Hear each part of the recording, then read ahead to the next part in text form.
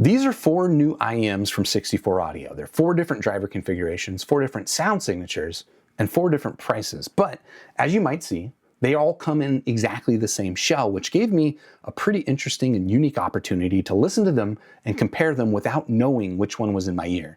So I did.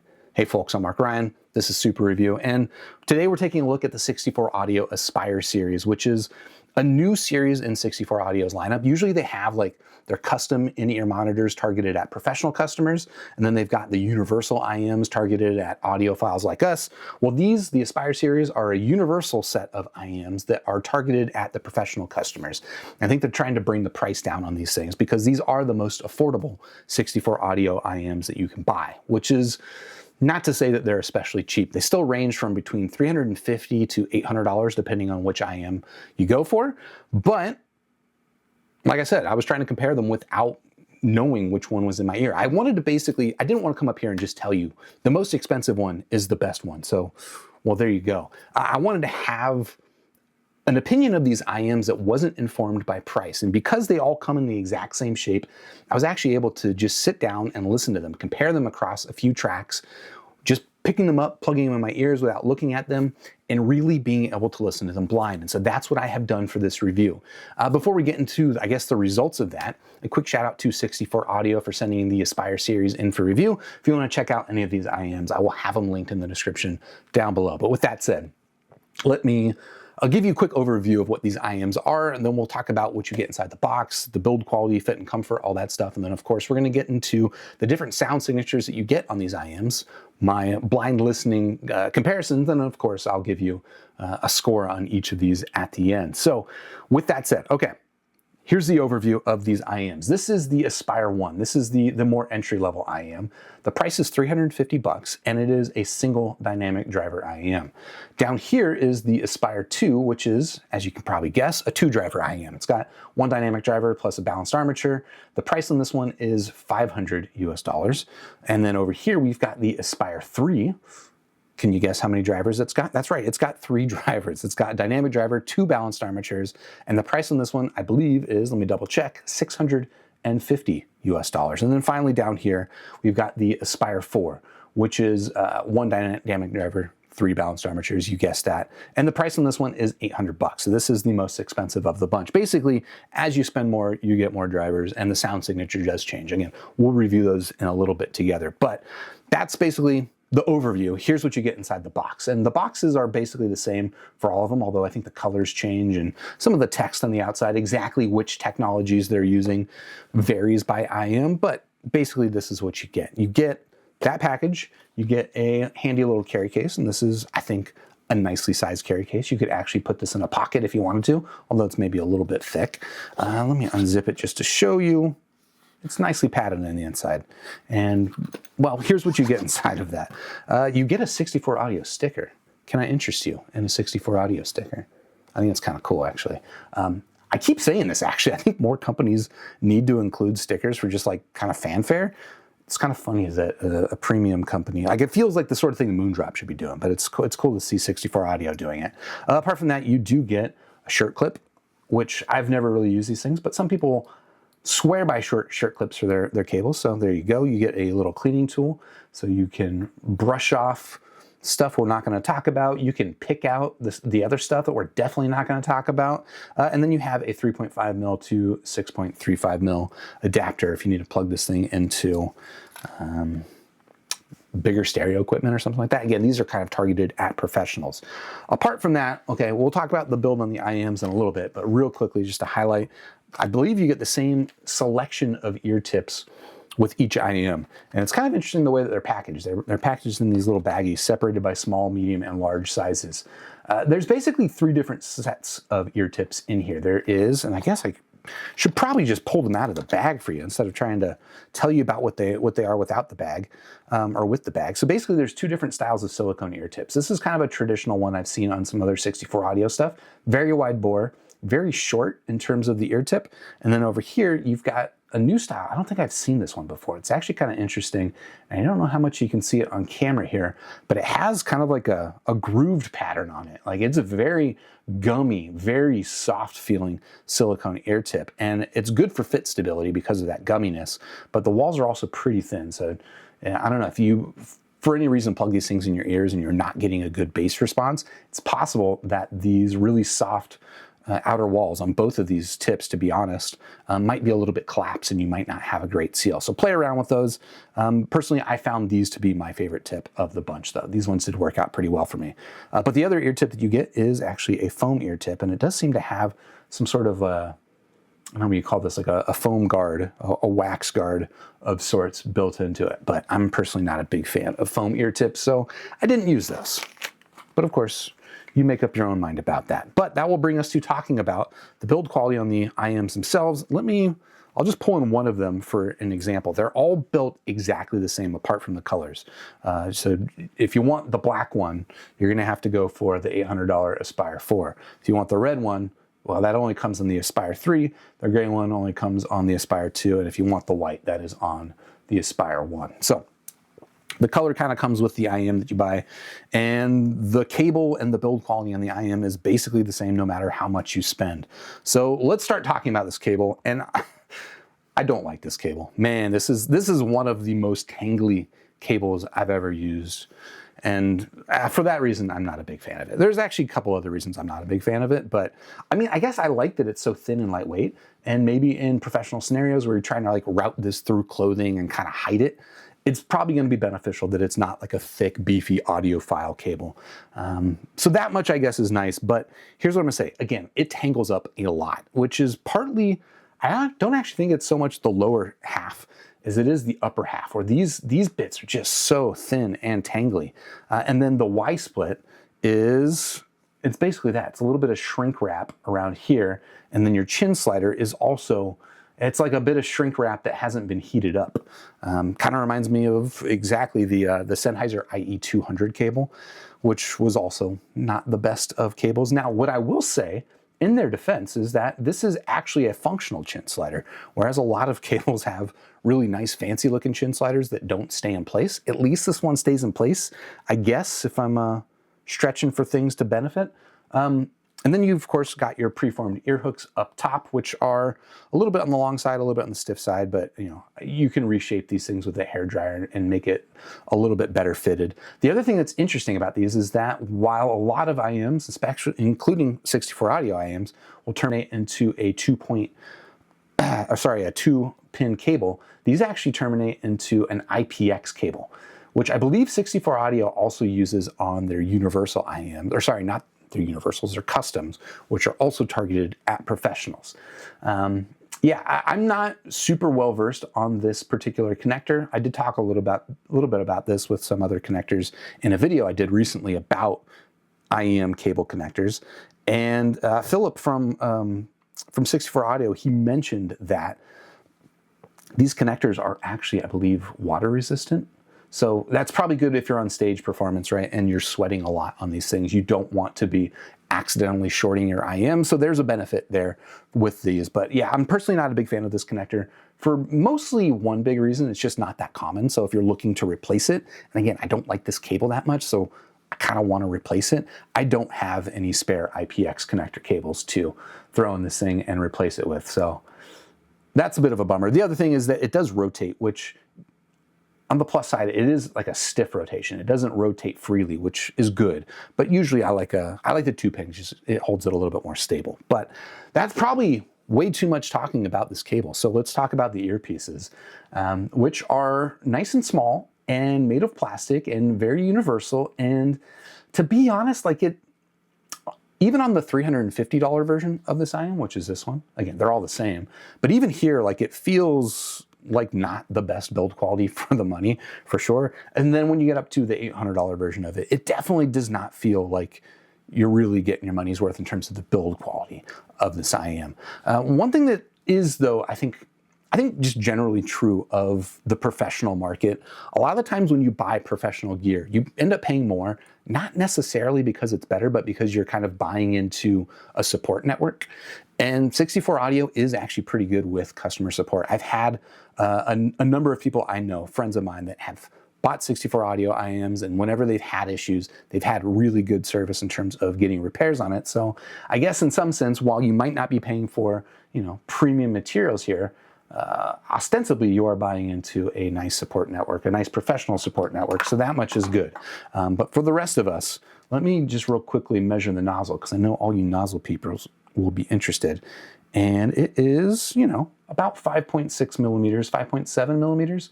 Let's go with 5.7. It wants to settle there. So not the narrowest of nozzles, but also not the widest. What I will say of the fit of this IEM is that, so I'll plug it into my ear in a little bit.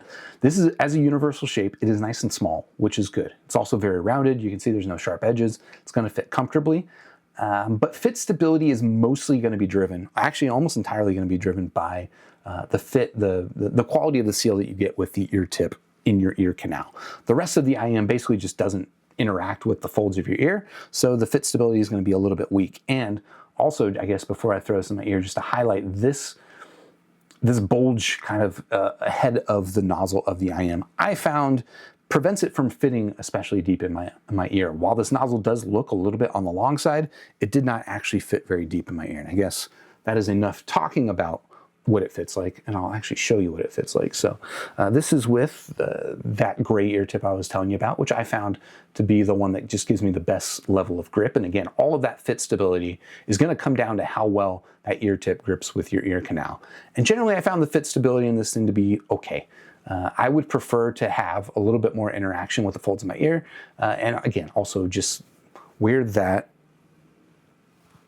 body kind of like bulges out near the nozzle does seem to prevent it from wanting to fit in quite as deep as I feel like it could get, given the relatively compact size of the rest of this IEM. But there you go. I don't think there's anything else for me to talk about the physical form factor on this IEM, so let me deal with this tangle mess as elegantly as possible before swapping over to talk about the sound. And actually, just real quick, while I'm doing this, I'm gonna scroll my notes. I don't think I've missed anything. All right, we are good. And all right, let's talk about the sound. So like I mentioned, they are 4 different driver configurations, 4 different sound signatures. So we've got 4 different frequency response graphs to review. If we want to take a look at any of it, of course, I've got it all up in SquigLink, which I will have linked in the description down below. But of course, we are going to review it together, starting with the frequency response of the 64 Audio, the Aspire 1. So this is the cheaper of the IEMs, the $350 one, the single dynamic driver IEM. And the frequency response that you can kind of expect with this IEM is, to be honest, kind of a generic single dynamic driver sound signature. It's pretty bassy, has a fairly common upper mid-range ear gain lift, and then fairly common, treble roll off. Maybe the upper treble performance is a little bit different than what you would expect on most single dynamic driver IEMs, like especially like in the budget range. Usually you'll see kind of like a big precipitous dip down here and then a peak up here. And it seems like they filled it in a little bit. I wonder, they talk about using Helmholtz resonators with the tuning of even this IEM. So it's possible that they're doing a little bit up there to keep the upper treble a little bit more lifted than what you would normally see. But as you can see, it's not an especially sparkly IEM. The treble is still, I would say, within range of neutral, if not even a little bit south of neutral. Mostly, you're going to hear this, though, as a, I think, very bassy IEM, which is interesting because in 64 Audio's description, they talk about these as all kind of like relative to their neutral target. And I'm just going to say that their neutral target is definitely not what I would describe as neutral. But I'm not a performer, so take that for what it is. The Aspire 2, let's move on to the next one. So this is the double driver IEM. It's got 1 balanced armature, and sound signature is subtly different, but I would say noticeably different. So the low end, the bass is actually pretty similar between the Aspire 1 and the Aspire 2 in terms of bass levels. They're both pretty warm and pretty bassy. I would say that, okay, no, I'm gonna save my impressions for later. We'll talk about my subjective listening impressions next. But up here in the upper mid ranges where you have maybe more of that characteristic 64 Audio kind of a 3 kilohertz dip, This is something you see in their higher end IEMs, and well, you get that here in the Aspire 2, and then the treble is kind of similarly tuned. In some ways, this actually reminds me, frequency response wise, a lot of their much more expensive Neo. Although I don't have the Neo in hand to compare and say, do they actually sound the same? But frequency response wise, it's kind of similar. So basically what to expect of this is quite a bit of bass, somewhat of a relaxed vocal, and also somewhat of an edgy, kind of contrasty lower treble presentation. I think, it's not an especially like elevated treble here. You can see even like versus like the Harman Target, it's less lower treble, but this slight relaxation in the upper mid-range does contribute to it having just a little bit extra contrastiness, a little bit extra of that kind of V signature bite on it. Then move over here to the Aspire 3, their 3-driver IEM. And this one's actually a little bit more interesting. You can see that the mid-range is pretty flat here from 1 kilohertz down to, what are we looking at? About 150 hertz. So nice flat mid-range, a little bit of an upper mid-range lift here, but again, that kind of characteristic 64 audio dip in the 3 kilohertz range. You do have a bass boost, and it is pretty hefty, but it is more or less isolated to the sub-bass frequencies. What I will say is that looking at these things and comparing them on the graph, I kind of expected this to sound almost like it didn't have that much bass, but it does still very much sound like a warm bassy IEM, partly because this bass is just in contrast to the others. It's less bass, but it's still quite a bit of bass. It's just more pushed into the sub-bass region. But also, again, it is a little bit relaxed here in the upper mid-range and a little bit dark in the treble. So overall, although again, I will say that this lower treble has a little bit more etch and a little bit more edge to it than you might expect because of this relaxation here in the upper mid-range. And then finally move on to the Aspire 4, which has, I think, the most unique sound signature of the bunch. Again, it's got just gobs of bass down here. Fairly normal here in the upper mid-range, except it starts to get very relaxed. So basically, this is just a very dark sounding IEM, very warm, thick sounding IEM, but it does actually have pretty decent treble extension on it. And we'll get into my subjective listening impressions that this is definitely the most relaxed, warm, thick, meatiest of the bunch. And in a lot of ways, that's like the most like not usually what I like. Although it being the most unique sounding of the bunch kind of meant that, I don't know, I kind of liked it the most. But maybe that's just because it was the priciest. So what did these things actually sound like when I was listening to them and comparing them and not knowing which one was in my ear? Well, let's talk about my subjective listening impressions. I blind tested a handful of songs. So I used, if you want to go and do this test yourself, or you just see what I'm comparing against. The first track was a track by Cigarettes After Sex. The name of the track is called K. I'll have all these linked in the description. Another track I tested was Nilüfer Yanya. She has a track on her latest album called Binding. Okay, maybe I'll just talk about why I use these tracks. So K from Cigarettes After Sex, it is just a very thick, bassy mix. All of Cigarettes After Sex stuff is pretty bassy and thick, but it also has like this sparkling high treble with the guitar plucks. Nilüfer Yanya I was listening to because her vocals can be a little bit on the edgy side, depending on what you're listening to. And if something's maybe a little bit too edgy, that track will pull it out. And then the third track I was listening to is, of course, Men I Trust's Break for Lovers, just because that's kind of like my tonal benchmark. I can kind of gauge how well the bass is balanced with the mid-range and stuff like that. So those are my 3 tracks that I really did a lot of testing on. And interestingly, my preference varied depending on which track I was listening to. So again, I listened to them blind, and I was kind of taking notes as I was doing it and saying like, okay, this is how I would describe this one with this song, and this is how I would rank them. Again, my preference varied by track, but consistently, what were the consistent things? Okay, first of all, the Aspire 4 was the easiest one to pick out blind. Like there was no question anytime I was listening to the Aspire 4, that was the Aspire 4 because it's just so bassy, so warm, so thick, and so different from the others. Whereas these are all kind of some mix of kind of a V-shaped sound signature with slightly different emphasis in the upper treble and slightly different emphasis in the bass region, kind of like the lower mid-range. But more or less, like, I don't want to say these things sound the same because they don't, but it's easy to mix them up if you don't know which one you're listening to. The Aspire 4, very easy to pick out. In 2 of those 3 tracks that I tested, the Aspire 3 was my favorite of the bunch. This one was just the one that seemed like the best balance of the bunch to my ear. And, they all have like a pretty similar level of, maybe a sense of staginess. I don't want to say a similar level of like detail perception. I would say that the Aspire 4 definitely sounds like the more muted in the upper treble, almost soft in comparison, but the treble does an actually decent job of cutting through that thick bass and still giving it enough definition that this one's pretty enjoyable. So I mentioned this won 2 out of the 3 tests, but in one of them, the Aspire 4 was actually my favorite, which means that the Aspire 2 and the Aspire 1, they weren't my favorite in any of them, but what was interesting was that in 2 of those blind tests, I actually preferred the Aspire 1, which I didn't expect, because when I was listening to them not blind, I kind of was just like, I don't really like the Aspire 1 that much. But in head-to-head comparison, when I didn't know which one was which, 2 out of 3 times I actually preferred the Aspire 1, which was an interesting result. Here's what I'm going to say. I feel like at the price point, none of these are like super competitive. The Aspire 4, I think, is the most unique, not just of the bunch, but generally like around $800 if you want a really bassy IEM. This is kind of fun. It's kind of nice. It's not the most resolving. It's not the most separated. It's just definitely not the most technical. Like the bass is not even especially tight.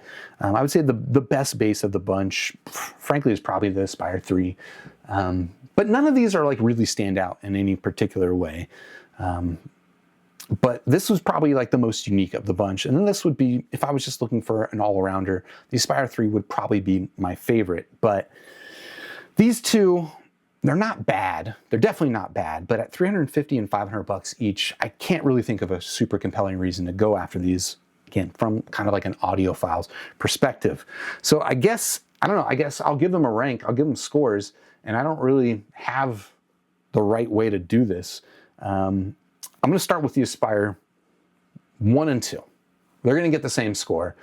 Unfortunately, I'm going to give them 2 out of 5. Like, they're not bad, but they're just kind of bad value at their price. They don't really have anything particularly stand out. The build quality on them is not particularly inspiring. And yeah, I don't know. I wouldn't really recommend these unless you are, again, in the professional environment and you're looking to get into this kind of professional support ecosystem. It's a cheap way to do that. The Aspire 3 and the Aspire 4, I'm also going to give the same score. I'm going to give them both 3 stars out of 5. Again, I don't think either of them are fantastic. The Aspire 3 is the better balanced of the bunch. The Aspire 4 is the more unique of the bunch. And in some ways, if I were to like looking to add one to my library, I would pick the Aspire 4. Not because it's the most expensive, but because it just has the most unique sound signature, and it does its warm, bassy thing pretty reasonably well. If you want to check any of these things out, of course, again, like I mentioned, I will have them linked in the description down below. But with that said, while you're down there, if you haven't already, please hit the like button, subscribe to the channel, ding the YouTube bell, join me on Discord, also linked down below, and I'll catch you in the next super review. Cheers.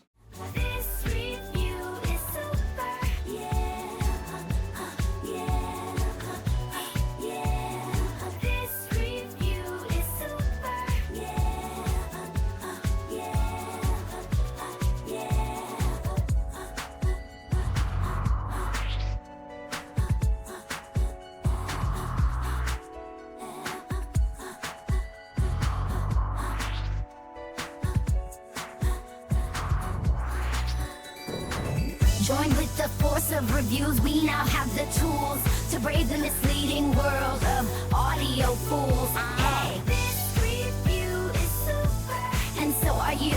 Grab your headphones, sniff a graph, and share your thoughts in this pursuit. Let's get into the future.